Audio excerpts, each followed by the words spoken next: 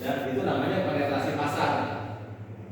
Ya, jadi strategi harga yang berdasarkan persepsi pelanggan mengenai nilai.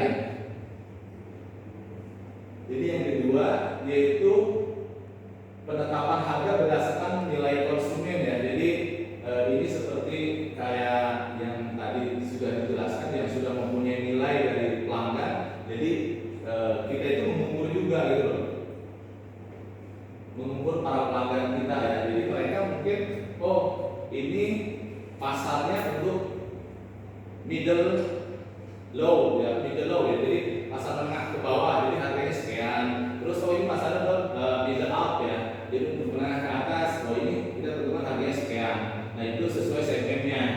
Terus penetapan harga berdasarkan biaya penetapan harga. Jadi ini kita menentukan harga berdasarkan dari biaya itu ya biaya perusahaan ya. Dari biaya perusahaan kan ada dua ya, jadi fixed cost sama variable cost. Jadi variable cost itu yang berkaitan langsung dengan produknya. Nah kalau fixed cost itu ya biaya atau beban lain yang istilahnya menjadi beban perusahaan. Nah ini akan dihitung, kemudian akan ditentukan ya, ini HPP-nya berapa, terus kita mengambil margin berapa. Nah itu nanti akan keluar penetapan harganya berdasarkan biaya. Ya, kemudian penetapan harga berdasarkan ROI ya, atau return on investment. Jadi ini itu kita ngambil margin menentukan harga berdasarkan kita pengen ROI atau pengembalian investasi itu akan kembali berapa persen. Misalkan 1 bulan kita mau untungnya itu 20%, sehingga dalam jangka 5 bulan investasi itu sudah balik. Nah nanti kita akan kasih contohnya juga, misalkan untuk menentukan harga berdasarkan ROI ya. Ya, ini masih ke situ, masih ke atas. Jadi di dalam perusahaan itu kan, di dalam laporan laba rugi itu ada 5 variabel ya, 5 apa 6 itu. Yang pertama adalah omset, kedua adalah COGS atau HPP ya, COGS atau HPP. Terus ada di sini namanya gross profit atau laba kotor. Ya. Omset ini omset 1 bulan, kemudian COGS, gross profit. Di sini ada beban atau biaya atau expense ya. Expense. Kemudian ini ada profit. 1, 2, 3, 4, 5, 6, 7. Kalau kalau profit, kalau di laporan keuangan, manajemen keuangan kemarin itu EBIT ya. Teman-teman ingat kan EBIT ini profit atau EBIT ya. EBIT itu earning before interest and tax. Jadi laba sebelum pajak dan bunga. Nah kemudian ada lagi namanya R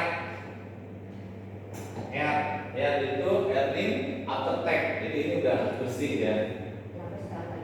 Ya, setelah pajak.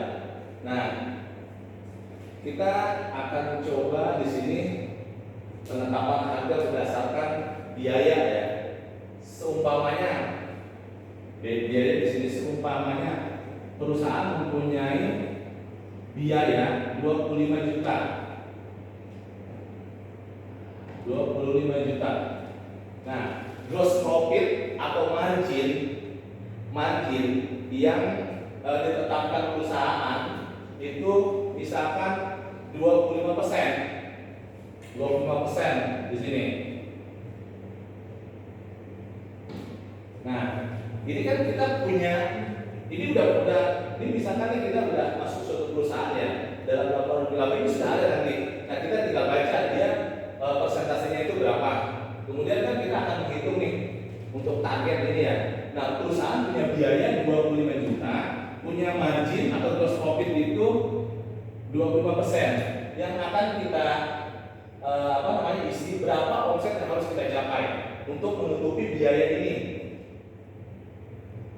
Ya, jadi omset yang harus kita capai adalah 25 juta dibagi 0,25. Coba berapa?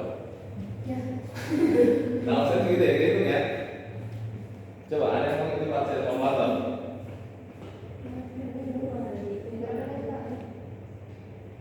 25 juta dibagi 0,25. Ini GP ya. Nah, berarti omset yang harus kita capai adalah 100 juta. Ini omset yang harus kita capai. Nah, kalau gross profitnya 25%, maka COGS-nya berarti 75%. Nah, berarti 100 juta dikali 75%. Nih 100 juta sama dengan 100 juta dikali 75%. 75 juta ya. Nah, kalau 75 juta berarti omset dikurangi COGS atau modal, laba kotornya sama dengan berapa? 25 juta. Betul kan? Ini untung kotornya, jadi omset dikurangi, ini modal nih.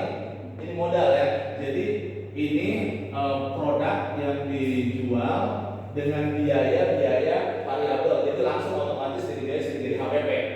Ya, beda dengan ini kalau ekspor itu beban. Ya. Kalau misalnya ada rekening penjualan itu kan mengurangnya.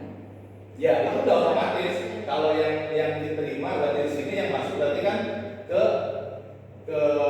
penjualan kalau itu. Ke penjualan sama stok. Bukan setelah dikurangi 100 dikurangi 75 baru dikurangi lagi rekening penjualan baru ketemunya laba kotor. Enggak.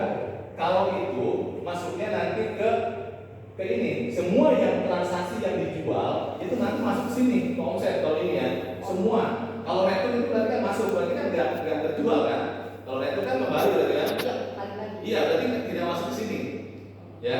Ini kita bicaranya normal. Ya, kalau return berarti masuk sini. Nah, ini 25 juta. Nah, berarti profitnya dapat berapa? Gross profit dikurangi expense atau biaya sama dengan 0. Ini namanya titik BEP. Ya, Break even point. Ya, ini kita belum bicara untung. Misalkan dari ROI ini untungnya misalkan kita pengen 10%. Nah, ini belum ya. Nah, ini kita bicara BP ya. Nah, berarti dengan omset 100 juta ini baru nutup biaya doang. Kalau kita ngambil GP-nya 25%. Nah, ini tinggal kita bagi, kita mau jual produknya berapa. Kalau misalkan 1000 produk, berarti 100 juta dibagi 1000. Gitu untuk menentukannya. Ini praktis kan ya? Gampang ya. Nanti sebenarnya ada, cuma agak ribet. Ada yang di buku cuma agak ribet ya, tapi ini praktis lah.